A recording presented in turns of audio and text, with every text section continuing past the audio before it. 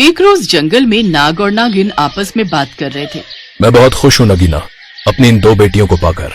अब मैं अपनी बेटियों को बहुत प्यार करूंगा, लेकिन तुम देखना, तुम्हारे पेट में जो बच्चा पल रहा है ना, इस बार वो एक बेटा ही होगा, क्योंकि हमारी इन नाग कन्याओं को भाई भी तो चाहिए ना।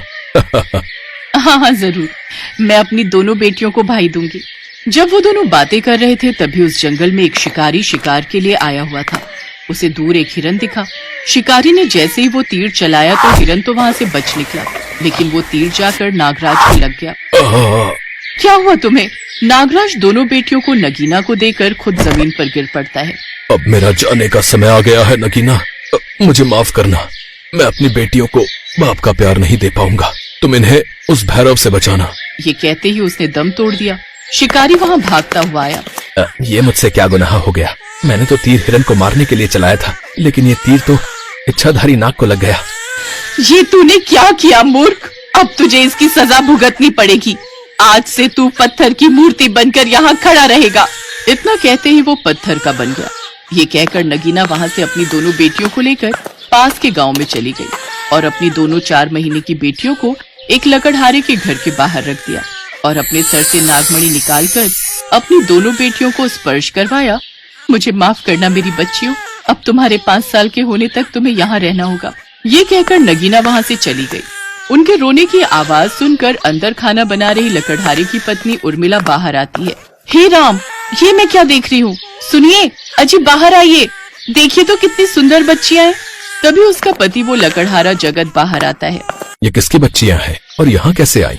कैसे आई मतलब? तुम्हें देखकर पता नहीं चल रहा? कोई जानबूझकर इन्हें हमारे आंगन में छोड़कर गया है, शायद लड़कियां हैं इसलिए। हे भगवान, ये क्या हो गया है मनुष्य जाति की सोच को? अब ये हमारे आंगन में आई हैं तो ये हमारी बेटियां हुई। आज से हम इन्हें अपनी बेटियों की तरह पालेंगे।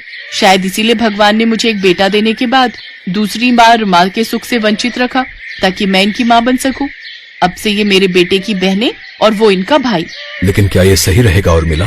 तो क्या इन बच्चियों को यूं अकेला छोड़ना भी सही होगा? ऐसे तो सुबह तक कोई जानवर इनको अपना शिकार बना लेगा। ठीक है, फिर आज से इनका नाम शेषा और शिवन्या होगा। अब से ये हमारी बेटियां हैं। इसके बाद वो दोनों बहनें लकड़हारे के परिवार में बड़ी होने लगी। दोनों बहनें अपने भाई मोनू के साथ खूब खेलती। ऐसे ही देखते देखते 5 साल बीत गए। जिस दिन उनके 5 साल पूरे हुए, उस दिन से उन दोनों की तबीयत खराब रहने लगती है। माँ, आज मेरी तबीयत कुछ ठीक नहीं है, इसलिए मैं आज आप लोगों के साथ जंगल में लकड़ियाँ लेने नहीं जा पाऊंगी। हाँ माँ, मेरा भी मन कुछ खराब सा हो रहा है, इसलिए मैं भी नहीं आ पाऊंगी। अच्छा ठीक है, फिर हम तीनों ही चले जाते हैं, लेकिन तुम दोनों अपना ख्याल रखना। दलिया बनाकर रख दिया है, भूख लगेगी तो खा लेना। और हाँ, दोनों घर से बाहर बिल्कुल मत जाना, समझी? ठीक है माँ। इसके बाद जगत, उर्मिला और मोनू जंगल में लकड़ियाँ लेने चले गए, लेकिन घर पर रह रही शेषा और शिवन्या के शरीर में कुछ परिवर्तन होने लगता है। उन दोनों के पैर सांप की पूंछ में बदल जाते हैं। ये मेरे साथ क्या हो रहा है? मुझे भी कुछ समझ नहीं आ रहा। शेषा, मेरे पैर कहाँ गए और ये पूंछ कैसे आई? वो दोनों बहुत घबरा रही थी। कुछ देर बाद जगत और उर्मिला वापस लौटे तो ये नजारा देख हैरान रह गए। ये क्या हो गया तुम दोनों को?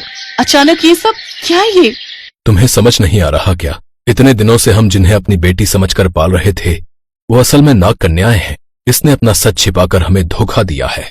नहीं पिताजी, हमें समझ नहीं आ रहा ये आखिर हुआ कैसे। हाँ माँ, हमारा यकीन करो, हमें इससे पहले कुछ नहीं पता। हमें तो खुद समझ नहीं आ रहा कि ये कैसे हुआ। लेकिन लकड़हारे ने किसी की नहीं सुनी। वो सीधा एक तांत्रिक के पास गया और उसे सारी बात बताई। ये तो बड़ी गंभीर समस्या है। अब मुझे जल्द से जल्द तुम्हारे घर चलना होगा, नहीं तो वो तुम्हारे परिवार को नुकसान पहुंचा सकती है। नहीं, फिर आप जल्दी चलिए बाबा। वो लकड़हारा उस तांत्रिक को लेकर अपने घर आ जाता है। अच्छा, तो ये हैं वो दोनों। इतना कहते ही तांत्रिक ने अपने झोले से बीन निकाली और जोर जोर से बजाने लगा। नहीं, बंद करो इसे, इससे मुझे बहुत कष्ट हो रहा है। पिताजी, इन्हें बोलिए ना इसे बजाना बंद करे, हमें बहुत तकलीफ हो रही है। मैं तुम दोनों का पिता नहीं हूँ, तुम दोनों नाग कन्या हो। बाबा, ये दोनों मेरे परिवार को नुकसान पहुँचाए, उससे पहले आप इन दोनों को अपने साथ ले जाइए। उस तांत्रिक ने उन दोनों को रस्सी से बांध दिया। नहीं पिताजी, हम आपको कोई नुकसान नहीं पहुंचाएंगे, इन्हें बोलिए ना, हमें छोड़ दीजिए। अजी, तुम पागल हो गए हो क्या? उसे हमने कितने सालों से पाला पोसा है, वो हमारी बेटी है। उन दोनों को तकलीफ हो रही है। इस तांत्रिक को बोलिए ना इन दोनों की रस्सी खोल दे। चुप कर, तू इनके प्यार में अंधी हो गई है। बाबा, आप अपना काम कीजिए। तांत्रिक दोनों को रस्सी से बांधकर अपने साथ ले गया। फिर उसी रात जब सब सो रहे थे तो वो इच्छाधारी नागिन वहां प्रकट हुई और उसने नागिन का रूप धारण कर लिया और खिड़की के रास्ते वो उनके घर में प्रवेश कर गई और अपनी दोनों बेटियों को ढूंढने लगी। ये क्या, मेरी बेटियां कहाँ गई? इस सांप की गंध से तो पता चलता है कि वो यहीं थी, लेकिन वो मुझे दिख क्यों नहीं रही? तभी अचानक जगत की आंख खुल जाती है और अपने घर में सांप देखकर वो घबरा जाता है। वो जल्दी से अपनी कुल्हाड़ी उठाकर लाता है और नागिन पर वार करने ही वाला होता है कि वो नागिन इच्छाधारी नागिन के रूप में आ जाती है। रुक जाओ लकड़हारा, मैं यहाँ तुम्हें या तुम्हारे परिवार को नुकसान पहुंचाने नहीं आई, बल्कि मैं तो अपनी दोनों बेटियों को यहाँ से ले जाने आई हूँ। बताओ वो दोनों कहाँ हैं? उस नागिन की बात सुनकर उर्मिला दोनों हाथ जोड़कर उससे कहती है, इन्हें माफ कर दो इच्छाधारी नागिन। मेरे पति ने आज ही उन दोनों को भैरव तांत्रिक के हाथों सौंप दिया है। वो दोनों अब यहाँ नहीं है। मेरी बच्चियां उस तांत्रिक के पास है। ये तुमने क्या किया? वो दोनों यहाँ सुरक्षित हैं, इसलिए मैं उन दोनों को तुम्हारे यहाँ छोड़कर गई थी, क्योंकि भैरव तो कब से उन्हें मुझसे छीनना चाहता था।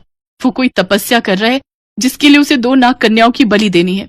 मुझे जल्दी से मेरी बेटियों के पास ले चलो, इससे पहले कि वो उन्हें कोई नुकसान पहुंचाए। आज नाग पंचमी है, वो जरूर उनके साथ कुछ बुरा करेगा। वो तांत्रिक इस हद तक गिर सकता है, मैंने सोचा भी नहीं था। चलो, मैं अभी तुम्हें उसके पास ले चलता हूँ। जगत और उर्मिला नागिन के साथ उस जगह पहुंच जाते हैं जहां जाकर वो देखते हैं कि भैरव तांत्रिक ने उन दोनों को पेड़ से बांध रखा है और अपनी तंत्र विद्या और बीन बजाते हुए यज्ञ कर रहा है। बंद कीजिए, ये बीन बजाना बंद कीजिए, हमें इससे बहुत तकलीफ होती है। ये तो अच्छी बात है, जितनी तुम्हें तकलीफ होगी उतना ही तुम्हारी माँ को दर्द होगा, और वो इच्छाधारी नागिन तुम दोनों को ढूंढती हुई यहाँ जरूर आएगी। फिर उससे मैं वो नागमणि हासिल कर लूंगा, साथ ही तुम दोनों की बलि देकर बहुत शक्तिशाली भी हो जाऊंगा। ये मुझसे क्या हो गया? मेरी वजह से इन दोनों को कितनी तकलीफ झेलनी पड़ रही है। बाबा, आप इन दोनों को छोड़ दो, मैं इन्हें तकलीफ में नहीं देख सकता। ये दोनों किसी का नुकसान नहीं करेंगी। चुप कर मूर्ख, और भाग यहाँ से। मेरी साधना में बाधा मत डाल, निकल जा यहाँ से। तभी अचानक सारा आसमान काले बादल से ढक गया, जोरों की बारिश होने लगी। उस बारिश से यज्ञ की आग बुझ गई। ये देख तांत्रिक क्रोधित हो उठा और वो उन दोनों बच्चियों को मारने ही वाला था कि तभी वहां नागिन आ गई और उसने तांत्रिक को मारना चाहा, लेकिन उससे पहले ही तांत्रिक ने उस पर वार कर दिया, जिसमें नागिन को थोड़ी चोट आ गई। ये देख शेषा और शिवन्या क्रोधित हो उठी। फिर कहीं से एक नाग आया और उसने उन दोनों की रस्सी खोल दी, जिसके बाद उन तीनों ने मिलकर तांत्रिक को डस लिया। वो नाग कोई और नहीं बल्कि उन दोनों का भाई था, जिसे नागिन ने जन्म दिया था। तांत्रिक भैरव के मुंह से सफेद झाग निकलने लगा और उसकी मौत हो गई। नागिन अपनी दोनों बेटियों और बेटे के साथ जंगल वापस लौट गई, जहाँ वो सब अब खुशी खुशी रहने लगे।